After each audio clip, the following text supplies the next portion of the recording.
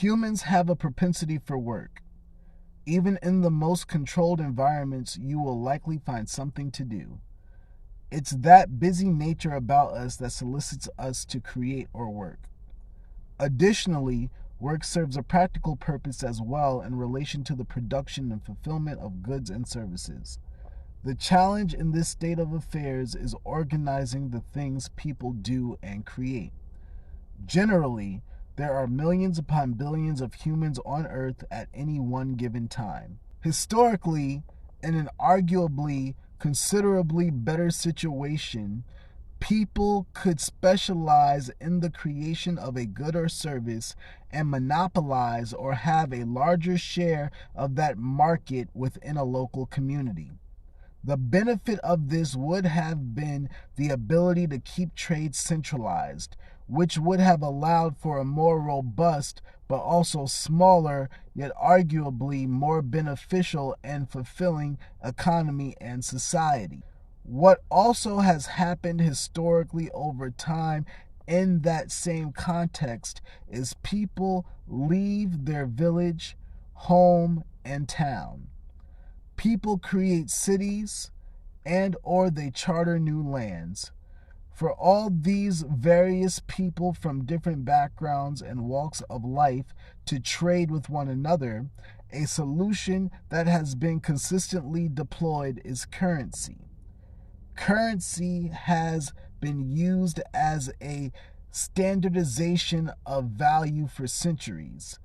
Currency doesn't have to be a banknote. Throughout human history, the most common form of currency has been cowries. This has benefited trade because now you and I don't have to bargain on the intrinsic worth of a thing. We both know it's worth currency. The only determination that needs to be made is how much or how many of a specific currency that thing is worth. This is the landscape for markets and economics. Economics is a knowledge based concerned with wealth and its attributes and functions.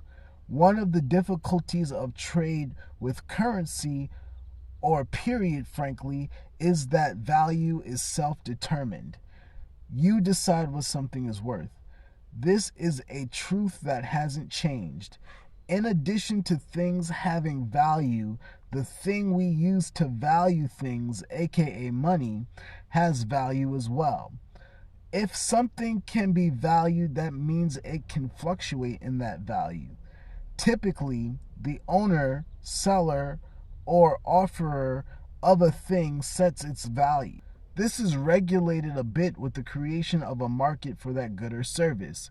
If multiple people are selling the same or similar thing, prices can be more competitive, which in theory means a consumer has an opportunity to get the best deal.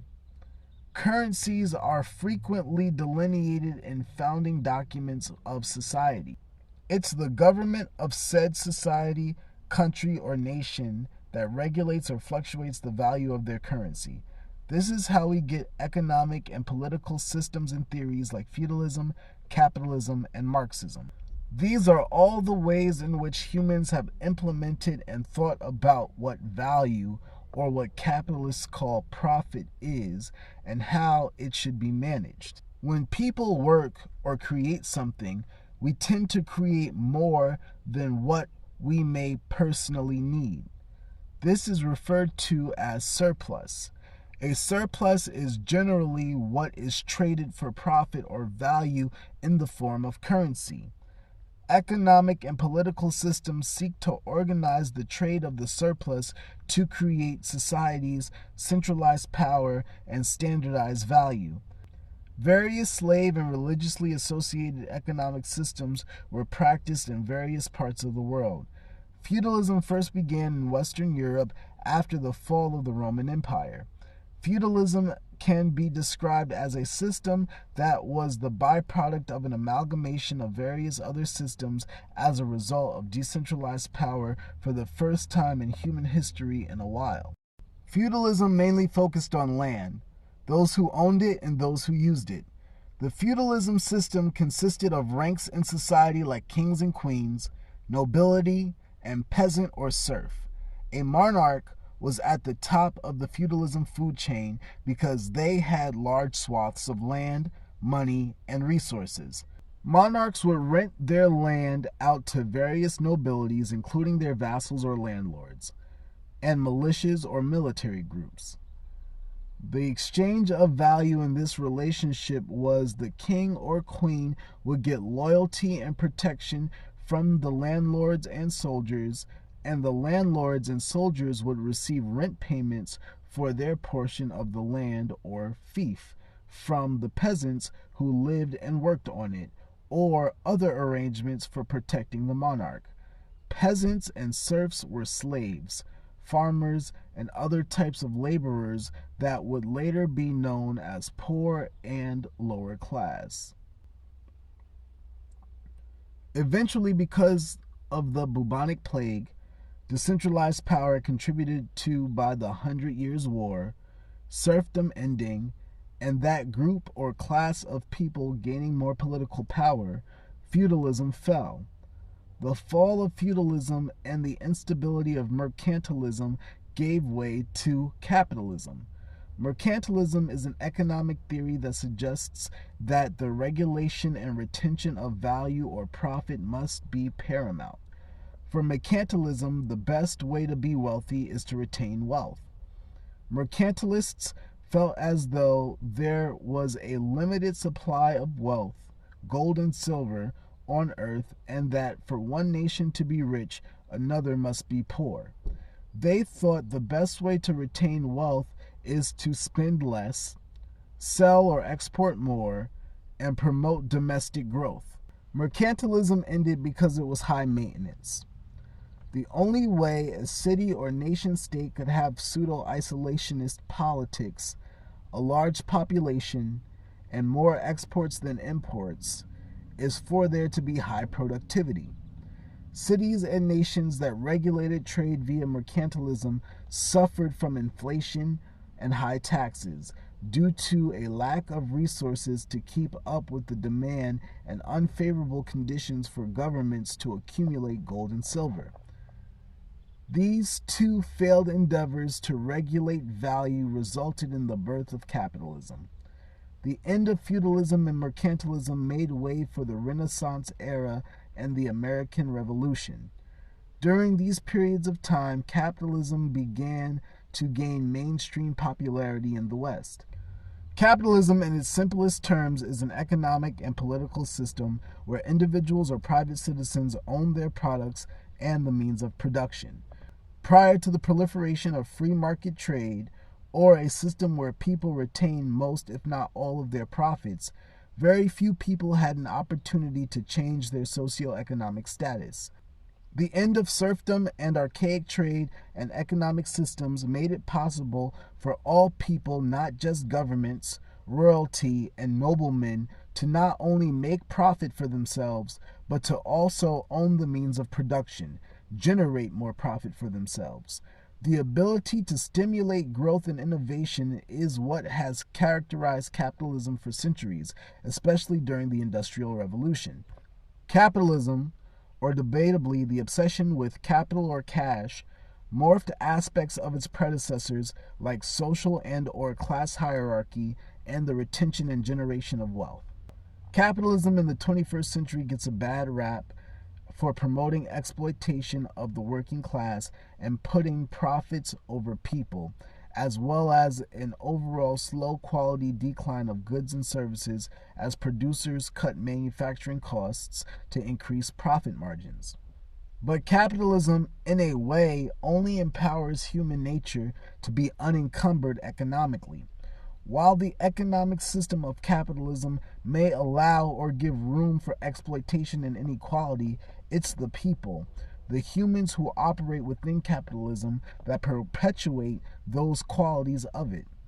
Capitalism reveals to us that value needs to be regulated for large integrated societies to function. The access to value should be correlated with profitability, and that value and what is valuable is different for everyone, even in conditions where what value is standardized or the same for a vast majority of people. Everyone is different and everyone wants different things, either other than money or within the scope and scale of what money can buy. Marxism, named after its founder, Karl Marx, is an economic theory that simply suggests that there is something better than capitalism. The difficulty with his suggestion is no advanced nation has ever successfully evolved past capitalism as an economic system. Karl Marx was a German philosopher who lived during most of the 1800s. His economic study focused on the relationship between an employer and employee. He thought that there was a unique dynamic at play in a capitalist work environment between company heads or CEOs, managers, and employees. He thought that class divides would exacerbate under capitalism and that it was a failing system. The hoarding and exploitation of profits creates vast inequality between the haves and have-nots. Marx advocated for a societal overhaul to address the problems he found with capitalism and workplace cultures. He, along with his colleague Friedrich Engels, wrote and published the Communist Manifesto. The Communist Manifesto was meant to be a political and economic statement for the Communist Party. In it, Marx laid out his diagnosis for capitalism and how it should be remedied. He argued for wealth redistribution from the bourgeoisie to the proletariat, an abolishment of classism, high income taxes, centralized power in government, and public education. Marx had many detractors for various reasons, but a core one was his ideas came at a time when religion's societal stronghold was diminishing but not gone. Marx is believed by many to have been at least agnostic, if not atheist. People have taken issue with this because his ideas within that context appear inhumane from the slant of choice and free will. Historically, governments have only suppressed their people, and government-run industry has shown itself to be insufficient. Marx's theory from a distance looked at capitalism from a means of production perspective. They that have the means of production have the profits. Because of how capitalism currently is, people with the means of production, the resources required to create and sell a good or service, are persuaded to generate as much profit for themselves as possible. Now, what if the government had the means of production? Marx would say that this would free up people's time to do more self-actualizing things because the government would redistribute the wealth amongst all the people. This has not been the reality of that ideology, however. While he never implemented his theories himself, Marxism has borne fruit in national politics. Communism has been tried and has failed in its absolute form due to the mass poverty it creates. Socialism, communism's relative, has only ever managed to flourish in theory. Socialism is a political and economic system that gives access and power to and over the means of production to all citizens. Everyone can access whatever social good they need or want whenever. Socialism fails at decentralizing power. The furthest socialism has come beyond policies becoming law is a socialist holding a seat of power in government. This is something that you notice with modern-day Marxism. It's become less vocal about changing the system completely. Most Marxist ideology countries and economic systems are capitalist hybrids. Marxism thrives in economic discourse and in various seats of power, but it has come short of an economic and political theory.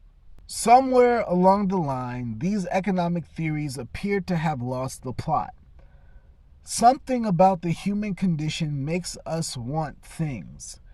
We've been created and evolved to consume.